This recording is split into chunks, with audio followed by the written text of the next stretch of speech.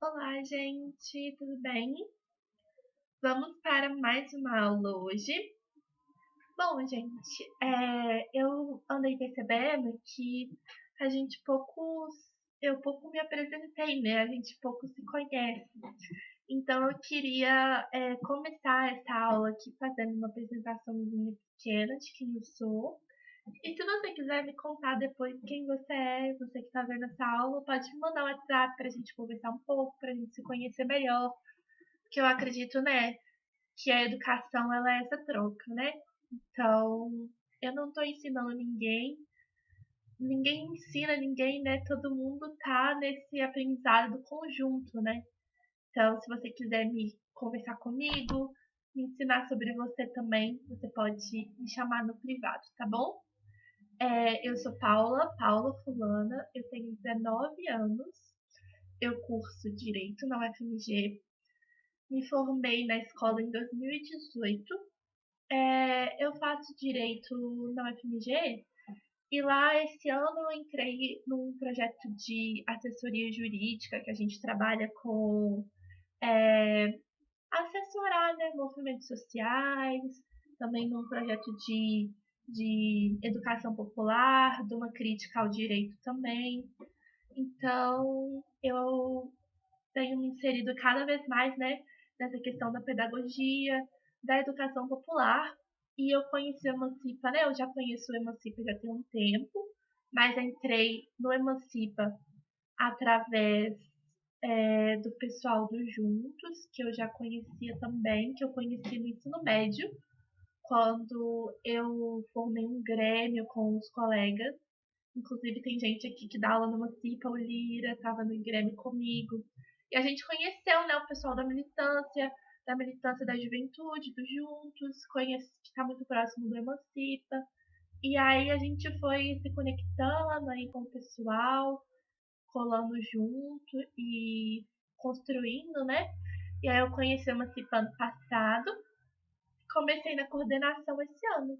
Também é meu primeiro ano dando aula, então tá sendo muito louco dar o primeiro ano de aula através de videoaula, da internet, e eu espero muito que a gente possa, né? Ou voltar às aulas presenciais, ou então, quando isso tudo passar, pelo menos que a gente se encontre, que a gente converse. É isso, gente, ó, um pequeno relato da minha vida. Se vocês quiserem me contar quem são vocês, o que vocês fazem da vida, o que vocês pretendem com o cursinho, tudo isso vocês podem me chamar também para a gente conversar e bater mais papo, tá bom? Bom, hoje a aula é sobre gêneros narrativos. O Kaique, na última aula, ele falou, né, para você sobre os elementos da narração, os elementos narrativos. E é muito importante a gente ter em mente quais são esses elementos narrativos quando a gente estiver aqui estudando os gêneros narrativos. Eu queria falar um pouquinho do início, né, de como surgem, né, os gêneros narrativos. Na Grécia Antiga, né, existe um gênero que a gente chama de gênero épico, que seriam esses gêneros que vão contar as grandes aventuras desses heróis gregos. Então, por exemplo, a Ilíada, a Odisseia. Eu não sei se vocês já viram isso com o professor de literatura, mas esse gênero épico, né? Que são essas primeiras manifestações literárias que a gente consegue pensar e que a gente tem notícia, que narram grandes acontecimentos, né? Que misturam elementos reais, elementos históricos, elementos míticos. Então é uma mistura de elementos que vão criar essas narrativas épicas. É, Aí, assim, desses gêneros épicos que contam nessas grandes aventuras desses heróis gregos, a gente tem um desenvolvimento, né, dessa forma de literatura, e isso vai desencadear em diversas variações no decorrer do tempo.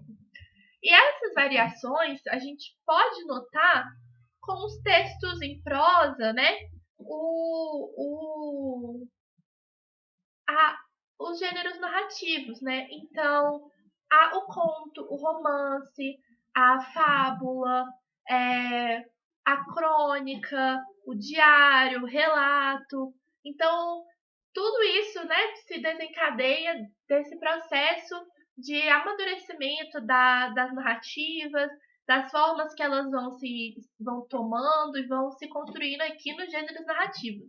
É isso que a gente sempre está falando, né? Os gêneros em geral, eles são essa força da linguagem que ela é constante e modificadora, ela vai se modificando ao decorrer do tempo.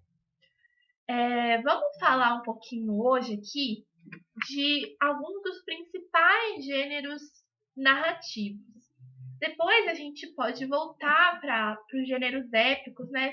Falar mais um pouquinho desses gêneros literários em si, mas eu queria trazer aqui para vocês os principais gêneros narrativos que a gente tem contato, principalmente na prova do Enem, e que são aquilo que está perpassando o nosso cotidiano. O romance, gente, é uma forma de narração que, assim, ele surge há mais tempo, assim, né, de uma forma oral, que as pessoas vão começando a contar histórias, contar suas coisas fictícias, coisas reais, mas ele vai se consolidar enquanto romance nas características que a gente conhece com a ascensão da burguesia no final do século XVIII e essa ascensão e consolidação da burguesia no século XIX. Os romances, eles surgem aqui, assim, e se popularizam através da imprensa, né, com a invenção da imprensa, por meio dos romances de folhetim. Os romances de folhetim, acho que em literatura vocês vão ver isso mais detalhadamente, mas são aqueles textos, né, que eram publicados nos jornais da época e que eram lançados em capítulos. Então, tipo, periodicamente, parte da história era colocada ali nos jornais. E aí a burguesia gostava de ler esses romances, né, comprar. Muitas mulheres da burguesia liam esses romances que eram publicados nos folhetins. Então, ele surge aí esse meio letramento da burguesia também, né? A burguesia que vai querer ler, que vai querer pagar para que os autores escrevam ali histórias para eles lerem. O que acontece é que esses romances, né, eles caem aí no gosto popular e aí vão se transformando em livros, né? E você tem vários tipos de romance. Você tem os romances românticos. Então, gente, ó, romance não é o que a gente pensa aí de tipo, de amor e tal. Óbvio que você tem os romances românticos, né, que seriam esses romances de amor e tal. Mas você também tem romances de ficção científica, de distopias, de gênero policial, de suspense, de terror. Então, são vários tipos de romance que podem ser colocados aí. E uma característica fundamental do romance é que a gente tem como se fosse agrupamentos narrativos, e essa narração do romance, ela é algo que é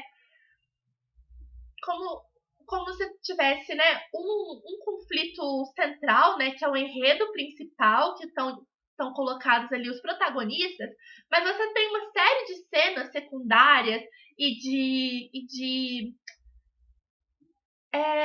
colocamos assim histórias ali paralelas, secundárias que vão enriquecendo essa narrativa, que vão trazendo ali desenvolvimentos de personagens secundárias, de micronarrativas dentro desse romance. Então é uma trama mais complexa que vai ter uma pluralidade de histórias e narrativas dentro daquele romance, né?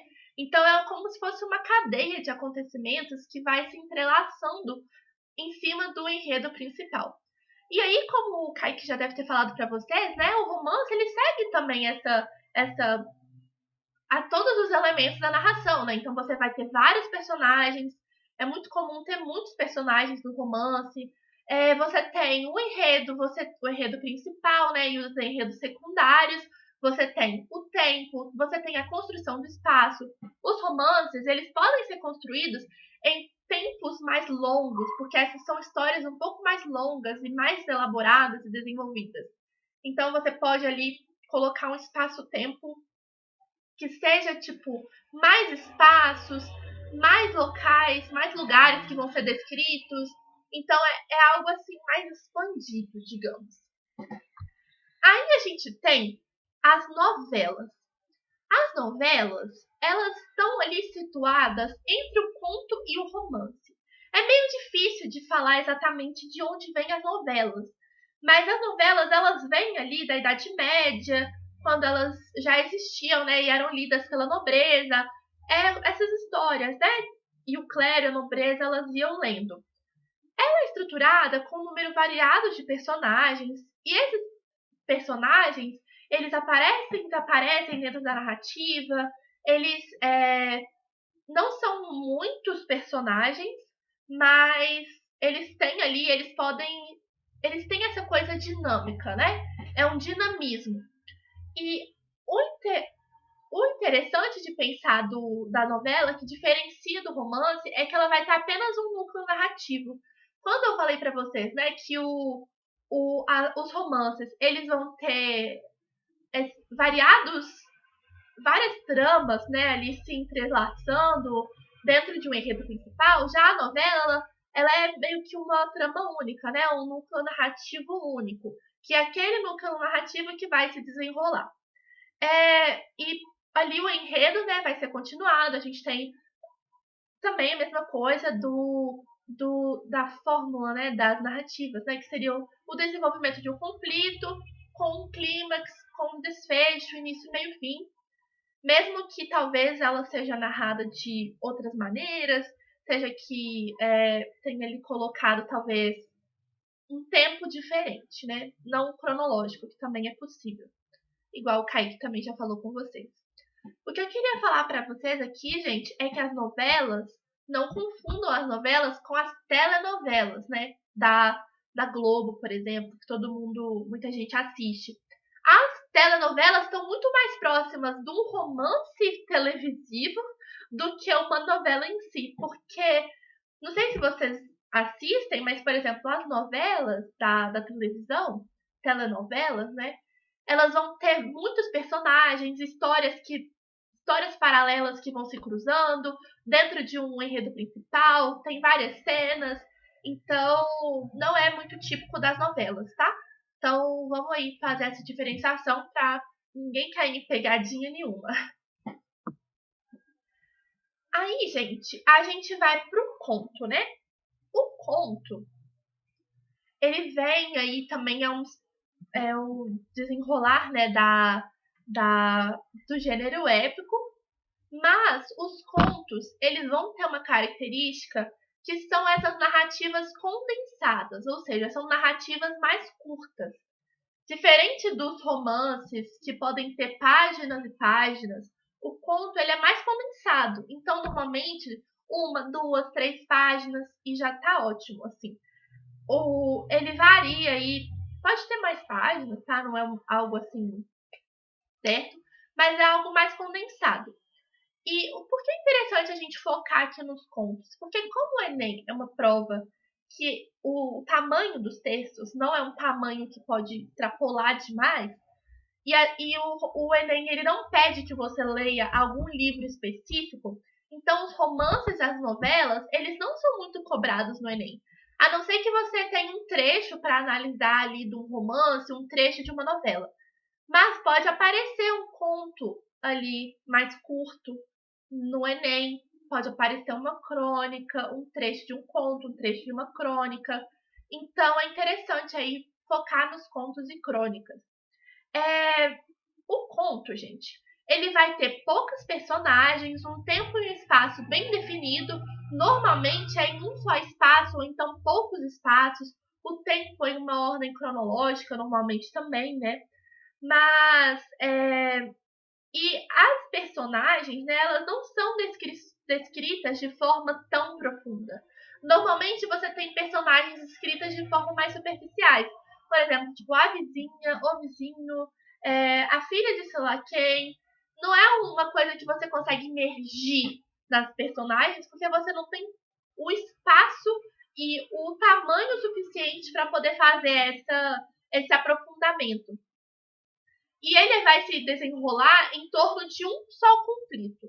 Os romances, gente, igual eu estava falando, você pode ter vários conflitos ali sendo resolvidos dentro de um conflito maior, mas aqui não. No conto você vai ter um conflito que vai ter um clímax e um desfecho. Então, ele segue, de certa forma, essa estrutura aqui da narrativa de forma mais enxuta. É como se enxugasse essa estrutura narrativa e fosse algo mais condensado mesmo. Gente, só fazendo uma lembrança aí para vocês sobre o foco narrativo. O foco narrativo é a partir de qual perspectiva essa história vai ser contada. Então, se é na primeira pessoa, se é na terceira pessoa, seria como ela vai ser narrada, né? Qual que é o tipo de narrador? O foco narrativo está totalmente ligado ao narrador, tá? Se aparecer para vocês nas provas também, aí bom vocês ficarem ligados nesse outro nome, que é o foco narrativo. E aí, gente, os contos, os romances e as novelas, eles podem ser escritos em terceira pessoa, em primeira pessoa, pode ser um narrador onisciente, pode ser um narrador observador, pode ser um narrador personagem. Se esse narrador for personagem principal, ou se ele for um personagem secundário, que vai estar ali mais só observando, mais narrando em primeira pessoa. Então, é bem variado aí qual que é o foco narrativo do conto. São bem variadas as formas de se colocar e se estruturar o foco narrativo aí de conto, romance e novela. Deixa eu ver se tem mais alguma coisinha aqui que é bom pontuar sobre os contos. Os contos, gente, eles vão ter, né, um trama que vai falar sobre diversas coisas. É um drama diverso dos seres humanos. Você tem diversas formas de fazer contos. Você pode fazer contos de suspense, contos que sejam mais verossímeis, ou seja, mais próximos da realidade. Você pode ter contos fictícios, assim, de ficção científica. Você tem os contos de fadas, que são um tipo de conto muito famoso, né? Então, Branca de Neve, Bela e a Fera, vamos ver aí, a Bela Adormecida, que você vai ter aí essa coisa também com uma certa moral dentro do conto também, com o conto de fadas. Mas, normalmente, né, ele vai ser algo que vai ter essa concisão, essa linearidade, essa unidade, né? É algo mais enxuto. Isso é importante vocês entenderem. Ou seja, constrói uma história focada em um conflito e que vai se desenvolver e ser resolvido dentro aí desse conto, tá bom? Gente, uma coisa que eu queria falar também é o seguinte: como a gente precisa que vocês leiam, que vocês tenham contato com os gêneros narrativos, a gente vai fazer na próxima aula uma leitura de conto e crônica, para a gente aí ler melhor e entender o que eu tô falando aqui nessa aula, tá? Então, se vocês tiverem com dificuldade aí de entender exatamente o que eu tô falando, não se preocupem que a gente vai ler junto um conto e uma crônica e que vai dar para melhor para poder entender o que é isso tudo que está sendo dito aqui, tá? Uma coisa que eu quis trazer para vocês aqui e que é algo assim muito legal para ser estudado para o Enem especificamente, são os microcontos e nanocontos. O microconto e o nanoconto é ainda mais enxuto do que o conto, é ainda menor. Um microconto teria ali 2, 3 parágrafos. Um nanoconto vai ter cerca de caracteres, assim, poucos. 280 caracteres, digamos assim. O nanoconto, gente, ele vem muito com o advento da internet. Então, é muito influenciado ali pelas redes sociais, que você vai escrever uma pequena história para pôr num tweet. Então, isso é muito interessante se pensar de como que a internet se fez modificar, né, os contos. E aí é interessante pensar que como esse nanoconto, esse microconto, ele vai ser ainda mais enxuto, não vai ter muito tempo de falar sobre personagens, sobre tempo, sobre espaço de forma aprofundada. ele vai mais sugerir algo. Ao invés de narrar algo, ele traz essa instigação narrativa e o leitor preenche as elipses. As elipses são essas, como se dizer, né? Essas omissões, né? Essa parte que não está dita, mas que está ali na entrelinha.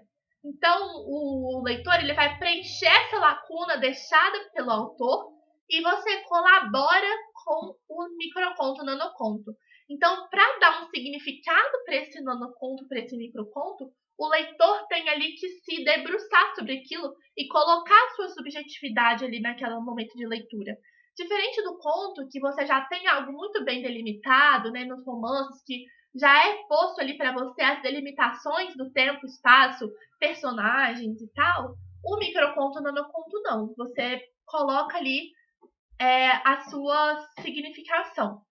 E, obviamente, ele vai ser bem breve, bem conciso. Eu trouxe aqui 2 exemplos de contos com uma linha, 2 linhas. Aí, o primeiro se chama Assim, do Luiz Rufato, e diz assim: ele me jurou amor eterno, me encheu de filhos e saiu por aí. E aí? Me conta aí no privado, gente, depois, o que vocês entenderam desse conto? Qual que é a narrativa que vocês escolheram desse nanoconto? E a próxima é Criação, da Tatiana Bloom. No 7º dia, Deus descansou. Quando acordou, já era tarde. E aí, o que vocês entenderam desse conto? Já era tarde do quê? O que aconteceu? Você significou isso como? Me conta aí que eu também me conto o que eu signifiquei, tá bom? Depois você pode me chamar para a gente discutir um pouquinho sobre isso. Beleza? Agora, a gente vai falar das crônicas. As crônicas, galera, é muito importante a gente entender um pouquinho, né, o contexto das crônicas. As crônicas, elas surgem a partir da circulação, né, dos jornais, né, não dos grandes jornais, mas ela surge assim da forma como a gente conhece hoje, do que seria uma crônica, a partir das publicações dos cronistas de textos breves em jornais, que tem esse significado relacionado à efemeridade, algo efêmero que seria passageiro, que está ali relacionado a uma notícia, que está ali relacionado a um acontecimento.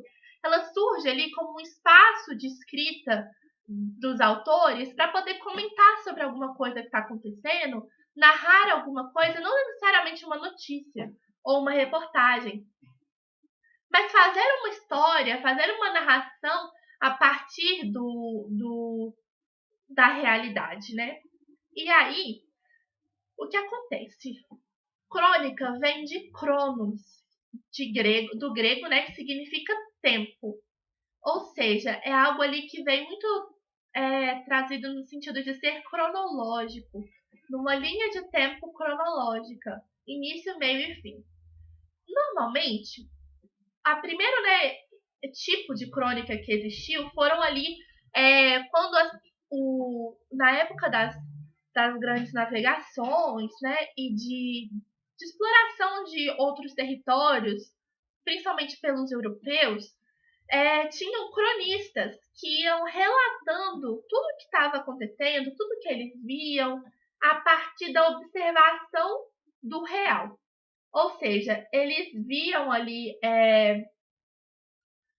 o que viam o novo território que estavam se adentrando e iam escrevendo cronologicamente o que estava acontecendo, narrando cronologicamente os acontecimentos.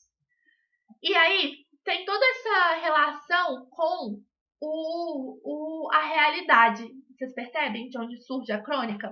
Quando ela passa, né, pro texto jornalístico e pro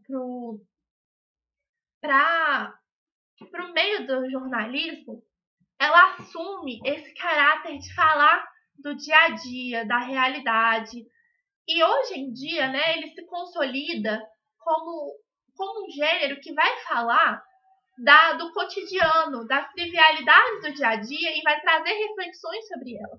A crônica, tem aqui um trecho de um livro que eu peguei para vocês, que é esse Produção de Texto, que vai falar o seguinte: a crônica é um gênero discursivo no qual, a partir da observação e do relato dos fatos cotidianos, o autor manifesta sua perspectiva subjetiva, oferecendo uma interpretação que revela ao leitor algo que está por trás das aparências ou não é percebido no senso comum. Nesse sentido, é finalidade da crônica revelar as fissuras do real, aquilo que parece invisível para a maioria das pessoas, ajudando-os a interpretar o que passa à sua volta. Então, são temas do cotidiano que parecem triviais, mas que vai ser colocado através da subjetividade do autor, vão ser colocados ali temas reflexivos a partir daquilo, né? Então, ao longo do tempo, a crônica ela sai só do perfil jornalístico e vem aí para falar sobre um pouco de tudo, assim. Você tem as crônicas políticas, que você vai falar sobre o cenário político, que vai ter colocado essa reflexão, essa questão da opinião também dentro das crônicas. E a gente tem alguns tipos de crônica, né? Crônicas narrativas, que seriam essas ficções do dia a dia. Mas você tem também as crônicas opinativas, que são essa narrativa aliada à argumentação, que vai ganhar muito força no século XX, e vai ter essa relação entre a notícia e a ficção, a notícia e a opinião, essa contraponto, né, da pura veracidade e objetividade na notícia e da reportagem. Então ela vai trazer esse falar literário para o dia a dia. Não sei se deu para colocar aí, para entender muito bem. Mas o que é importante pensar é que a crônica ela vai ter sempre essa linearidade. Eles vão ser ali colocados de forma sequencial, progressiva da narração. E você tem a verossimilhança como ponto fundamental da crônica. Ou seja, é uma narrativa que se assemelha à realidade. Você vai falar de coisas que são palpáveis na realidade, que as pessoas conseguiriam pensar que fosse real. Mas que, na verdade, não necessariamente é real, né? Vai ser algo fictício, vai ser ali escrito pelo narrador, mas que vai ter essa verossimilhança. O interessante das narrações, gente, é que, assim, a verossimilhança, mesmo num conto de muitas ficções, assim, ou de romances muito ficcionais, e que você vai extrapolar, vai falar de coisas científicas, de distopias e tal, você ter alguns pontos que são verossímeis, que fazem essa conexão com a realidade vivida pelas pessoas, faz com que o leitor se identifique ali, e que vai identificar coisas do seu dia a dia na história. Então é um instrumento, né, das narrativas dessa verossimilhança, tá bom? Mas é quando a gente fala da verossimilhança de forma bem pura mesmo, assim, que tem algo que são coisas muito próximas do real, que seria esse significado mais comum da palavra, tá? E que estaria ali nas crônicas, principalmente. A gente tem também das narrações, e aí eu vou passar mais rapidinho por isso, que não é algo assim, que eu acho que são coisas mais facinhas, né? Que são as fábulas, que são essa história breve, né? Que os personagens vão ser ou animais ou objetos personificados, e que vai falar ali vai contar um pequeno acontecimento, uma pequena historinha, que vai ter a presença de uma moral. O que seria essa moral? É um ensinamento educativo. Ou seja, você vai ensinar alguma coisa, você vai tirar a moral da história, tá?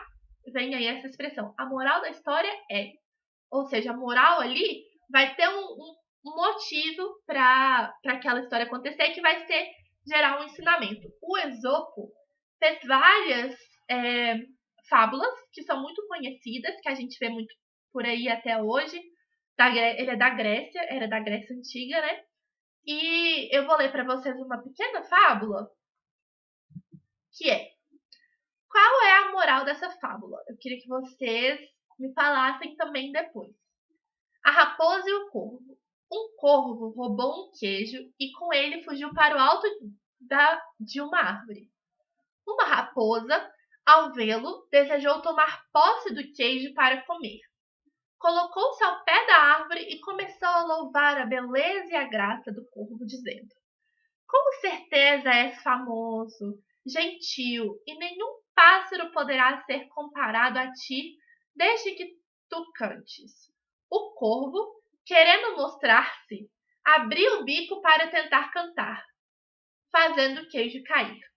A raposa abocanhou o petisco e saiu correndo, ficando o corvo, além de faminto, ciente da sua ignorância. Qual é a moral dessa fábula? Qual é a moral dessa história que vocês tiram daí? Eu tiro de que quando o corvo ali, né, quando ele é abajulado, ele vai querer se mostrar, vai querer se colocar ali suas aparências e acaba ficando sem a comida, sem o que seria importante, né? O que seria necessário. Então, acho que essa crítica às aparências. E aí, o que você acha? Você acha que é a mesma moral da história que eu?